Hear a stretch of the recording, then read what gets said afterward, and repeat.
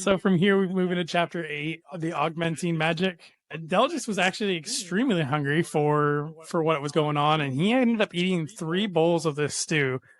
Mind you, Volk had to pay for this stew out of pocket. This wasn't something that the guild was covering for them, or at least as far as we know. Volk and Adelgis are actually supposed to be on evening guard duty that night together. They're actually out in protecting the carriage from the plague-ridden creatures. And they can hear manic laughter coming from the carriage, and manic laughter during the day is offsetting as it is, but I can only imagine at night, it's dark, everything is just a little scarier. That's laughter's got to be nerve-wracking. Especially with one person that's barely conscious and can barely stay upright at this point because of how weak Adelgis is. Even after eating, he's still very highly affected by this creature thing that's under his skin. There's got to be that extra level that Volk's like, oh my gosh, there's no way I'm going to be able to make it through watching this carriage plus taking care of Adelgis, and heaven forbid anything happens while he's watching it. Volk does make a really good decision. He uses this time to train with his sword and shield because he's getting more comfortable with the sword, but having the shield costs him for some adjustments with the new style of fighting that Volk's going to have to do. So while he's practicing with sword and shield, he kind of goes full squirrel moment, completely off track. And then he's like, you know what? I'm going to figure out how we're going to transfer this night vision to Adelgis. So Luther is actually giving guidance to Volk on this. He knows that Volk's very frustrated with not being able to just give his augmentation magic to Adelgis. And this is where Luther kind of steps in and was like, hey, I just wanted to let you know that Mathis actually did struggle with this for a bit as well. Luther kind of gives Volk that, I don't say the key to figuring it out, but gives him that different angle to help him figure it out. Again, Luther's trying to let Volk drown. Keep trying, just keep at it, and maybe I'll eventually give you kind of that, little bit of an answer. But he does again give Volk that different angle, different perspective to look at, and it kind of clicks with Volk at that point. So thankfully, he's able to figure out how to put that augmentation magic on. Now, as much as we always joke about Luther constantly waiting for Volk to be drowning before he helps, this is a really good thing for Luther to do, because realistically, if he didn't have Volk try to critically think about things, this could be a very bad thing and the wrong encounter, because Volk could be just completely unable to think without Luther, and Luther may not have the solution or the answer to the problem. I mean, shoot, look back at Dread Pirate Arcanist when Volk's like, hey, how do I take down a Dread Pirate? And Luther's like, I don't know, man. We weren't stupid enough to get in this situation before. There is some benefit of going through some trials of, earning your stripes a little bit. Exactly. So Adelgis is kind of not really sure why he's even on guard duty with Volk, because Adelgis is like, I mean, I can create light. Cool, here, it's all bright now. Yay. It's not all dark. So, he's looking at it as he really can't he doesn't really have any offensive magic or even really defensive magic. He's kind of down in the dumps a little bit, especially with everything that's going on. Adelgis does kind of tell Volk finally that he's supposed to be incubating whatever is under his skin, for a total of 4 years.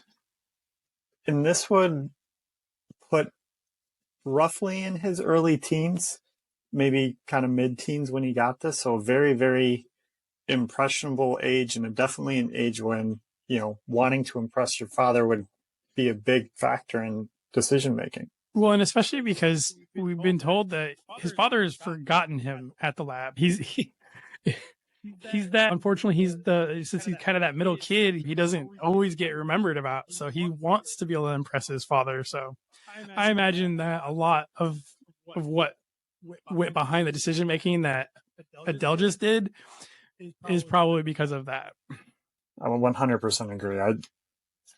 As much as I don't like the incubating a mythical creature, I can't fault his decision making and how he got there. It makes sense.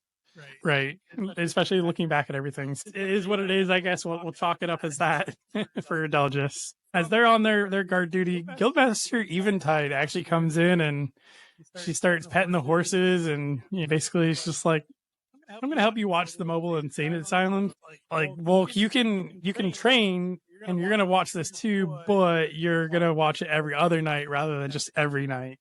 Going to take some of the load off of you so you're not as exhausted, so you can still train.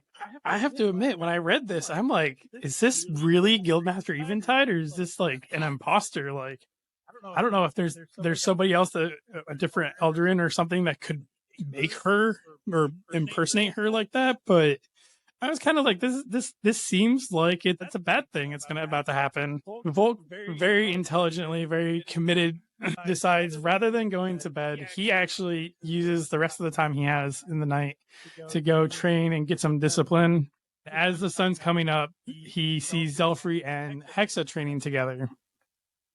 Now, Hexa did take Volk's advice on using the throwing knives. Zelfrey kind of just, I don't want to say embarrasses her, especially because she's just learning to use throwing knives.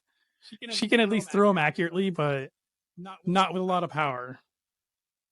So Zelfrey does give her a lot of homework. Hey, first you got to get faster at throwing these things. Don't ever throw your last knife. You always keep on to one, so that at least you have something to defend yourself with or something to attack with.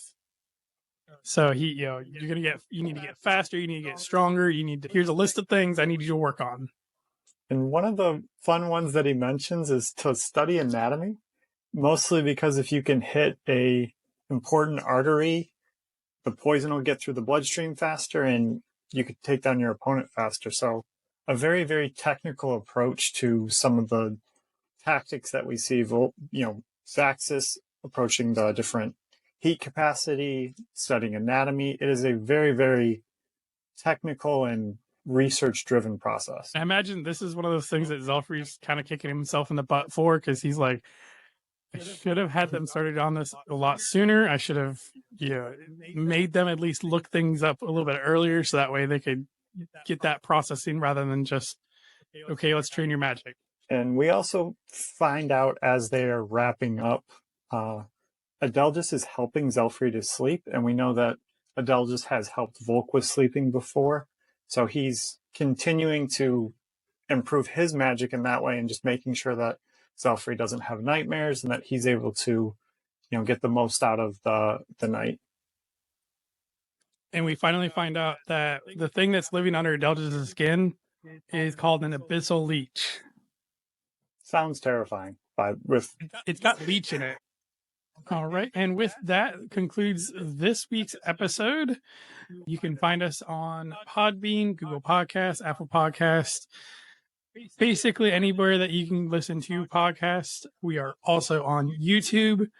And if you want to join in on the fun, you can find us on the Facebook group at Frith Guild Podcast. And if you want to reach out to us, you can contact us at frithguildpod@gmail.com.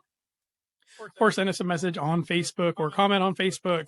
In addition to all of that, we're going to also put all of the links to everything down below, including the Frith Chronicles fandom. And we want to give a huge shout out to them, as we do look up a lot of our information for mystical creatures in there. And I know here with the soon release of the Kickstarter for the bestiary that Shaming Stovall is putting out, I know some information will be updated shortly, so we'll just got to keep an eye on that.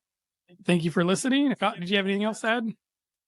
Excited to get to the tourney. We're making our way to the tourney, and I'm very excited for it. Woo. All right. Thank you all for listening. We'll see you next time.